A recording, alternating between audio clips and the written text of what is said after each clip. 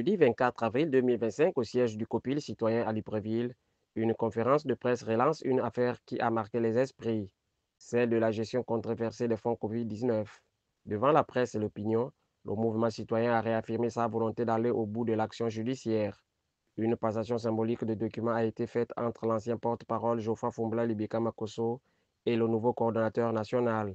Une initiative civique qui prend ses racines dans un engagement clair contre la corruption. Cet après-midi, nous répondons à un engagement civique.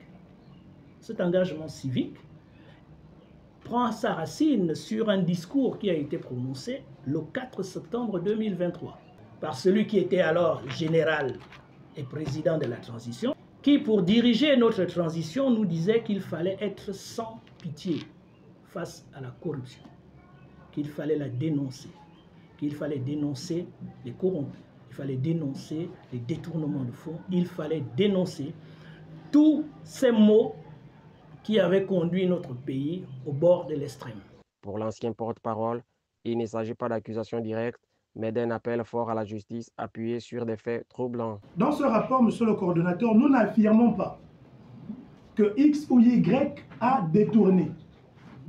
Nous exposons des faits susceptibles de détournement et nous invitons la justice à engager ces investigations pour attester ou non de ces faits et d'établir la responsabilité de chacun dans l'échelle de décision. Parmi les éléments transmis, 2 factures suspectes totalisant près de 20 milliards de francs CFA, des fonds censés servir à l'achat de matériel médical dont la trace semble s'être évaporée. Dans ces documents, vous allez retrouver 2 factures, une de 15 milliards, une autre de 4 milliards, qui ont été engagées par le directeur de cabinet adjoint à l'époque du chef de l'État pour, soi-disant, acheter du matériel médical pour lutter contre la Covid, mais du matériel dont on n'a jamais eu la trace et on ne sait pas où cet argent est parti.